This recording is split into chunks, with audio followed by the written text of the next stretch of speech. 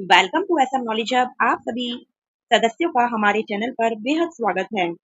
आज की video EWS विशिप category class second onward Delhi के प्राइवेट स्कूलों में जिन बच्चों का दाखिला कंप्यूटराइज्ड ड्रॉ के माध्यम से जिन बच्चों का नाम आया था चल रहा था 4 अक्टूबर एडमिशन्स की लास्ट डेट थी। कल डीयूई ने सर्कुलर को जारी करके डेट को अगेन एक्सटेंड कर दिया है।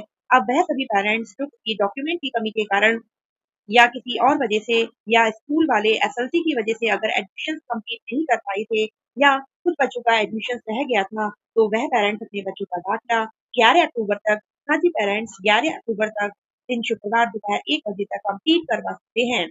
अब आपके पास में 1 हफ्ते का समय है। आप अपने डॉक्यूमेंट को कंप्लीट करें या किसी और वजह से आप एडमिशन नहीं ले पाए थे, तो वह कंप्लीट करके आप अपने बच्चे का एडमिशन करें। उसके साथ-साथ कल डीओई ने एक और सर्कुलर को जारी किया है, जो कि पेरेंट्स के हित में है और इसमें स्कूल वालों को भी इंस्ट्रक्शंस दिए गए हैं कि वह इन कारणों से बच्चों के एडमिशन को कैंसल नहीं कर सकते हैं। ये बहुत ही इम्पोर्टेंट नोटिफिकेशन है। जो पेरेंट्स हमारे चैनल पर नए हैं, चैनल को सब्सक्राइब करें और वीडियो को अंत तक ज़रूर देखें और वीडियो को शेयर करें, जिससे सभी पेरेंट्स अवेयर हो सकें, यह जान सकें कि जानकारी के अभाव में कितने सारे बच्चे एडमिशन से रह जाते हैं और काफ़ी सारे प्रोविज़न्स जो कि गवर्नमेंट ने बनाए हुए हैं, लेकिन हमें पता ना होने के कारण हम अपने बच्चे का दाखिला सही प्रकार से नहीं करवा पाते हैं। तो मैं स्टार्ट करती हूँ। यह सर्कुलर डीओई के द्वारा कल डेट एक्सटेंड के साथ ये जारी किया गया है। आपको ऑफिशियल वेबसाइट पर यह सर्कुलर मिल जाएगा। इस सर्कुलर में लिखा हुआ है कि 30 सितंबर 2024 को जो ईडब्ल्यूएस फिश कैटेगरी के क्लास सेकंड ऑनवर्ड के लिए दिल्ली के प्राइवेट स्कूलों में एडमिशन्स के लिए जो गाइडलाइंस निकाली गई थी, एकेडमिक सेशन 2024 के लिए जिन बच्चों का नाम कंप्यूटराइज्ड ड्रॉ के माध्यम से आया था, उन बच्चों के लिए एडमिशन्स के लिए इंस्ट्रक्शंस जारी किए गए हैं। नेक्स्ट पैराग्राफ में लिखा हुआ है इसमें कि आरटी एक्ट 2009 के सब सेक्शन 3 और सेक्शन 5 के अकॉर्डिंग अगर कोई स्कूल या पेरेंट्स ट्रांसफर सर्टिफिकेट प्रोवाइड करवाने में देरी करते हैं, तो उस आधार पर आप बच्चे के एडमिशन को कैंसिल नहीं कर सकते हैं। और साथ-साथ स्कूल वालों को भी इंस्ट्रक्शंस लिखे गए हैं कि अगर कोई स्कूल सर्टिफिकेट जारी करने में डिनाइंग या डिले करते हैं, तो इस आधार पर बच्चे के एडमिशन को रद्द नहीं किया जा सकता है। यह सेक्शन आपको 4 सेक्शन 5 ऑफ आरटी एक्ट 2009 के अंडर लिखा गया है। हो सकता है कि काफ़ी सारे पेरेंट्स की कंप्लेन डीओई के पास गई है कि काफ़ी सारे स्कूल एसएलसी की वजह से एडमिशन्स नहीं ले रहे हैं और कोई और भी रीजंस जो पेरेंट्स की कंप्लेन डीओई के पास गई है, जिस वजह से यह सर्कुलर जारी किया गया है और पेरेंट्स को यह कंप्लीट समझना बहुत ज़रूरी है।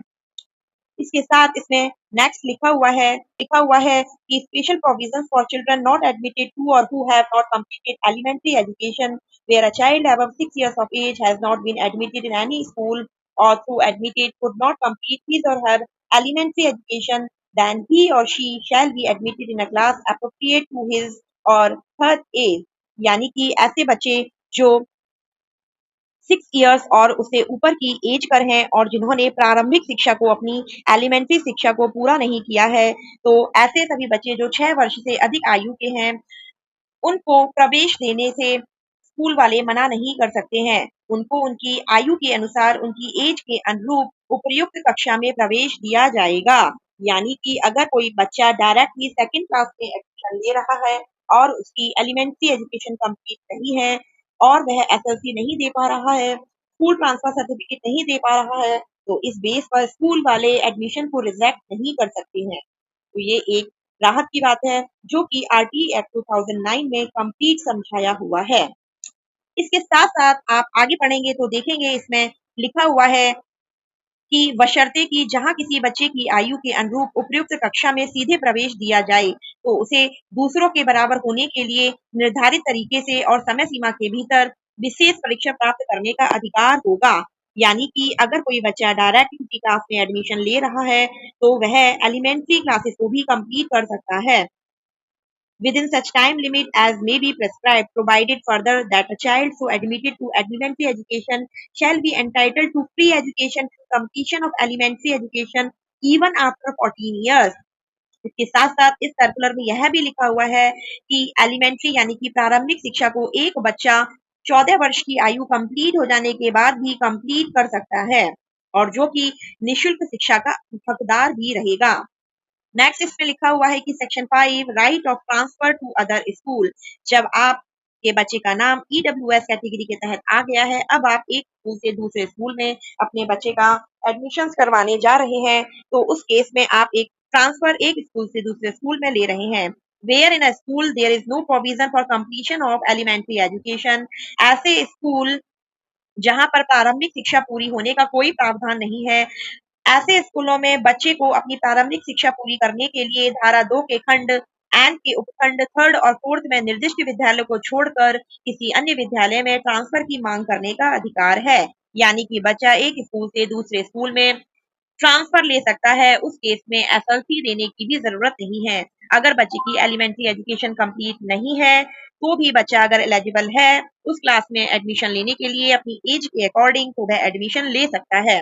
Where a child is required to move from one school to another, either within a state or outside, for any reason whatever, such that child shall have a right to seek transfer to any other school, excluding the school specified in sub-clauses 3rd and 4th and clause N of section 2 for completing his or her elementary education.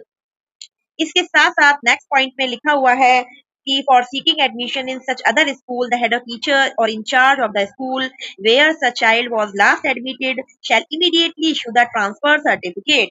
ऐसे बच्चे जो previous जिस school से transfer होके अब दूसरे school में जा रहे हैं, तो जो प्रीवियस स्कूल के हेड टीचर, इंचार्ज या प्रिंसिपल है, उनको यह इंस्ट्रक्शंस दिए गए हैं कि वह इमीडिएट बच्चे का ट्रांसफर सर्टिफिकेट इशू करें, जिससे बच्चे को एडमिशन लेने में प्रॉब्लम ना हो।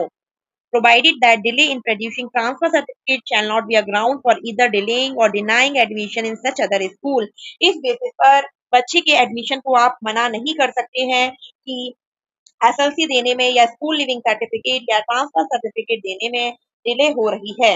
यानी कि आप अच्छा खासा टाइम ले सकते हैं स्कूल वालों से, और अगर बच्चे की एलिमेंट्री एजुकेशन कंप्लीट नहीं है, तो भी स्कूल वाले एडमिशन मना नहीं कर सकते हैं। अगर कोई ट्रांसफर सर्टिफिकेट देने में प्रिंसिपल या इंचार्ज देरी करते हैं, तो उनकी सेवाओं और नियमों के तहत अनुशासनात्मक कार्यवाही के लिए वह उत्तरदायी रहेंगे।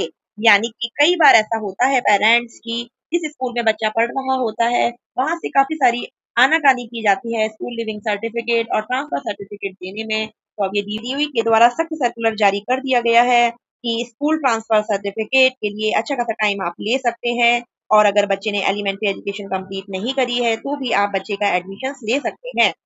All the district DDs are directed to ensure the admission of all the allotted candidates under EWS fellowship category in classes from second onward in private unaided recognized school of Delhi running on land allotted by DDA, government allotted land for the academic session 2024-25, selected through computerized draw of lots by DOE in light of section 4 and section 5 of RT Act 2009।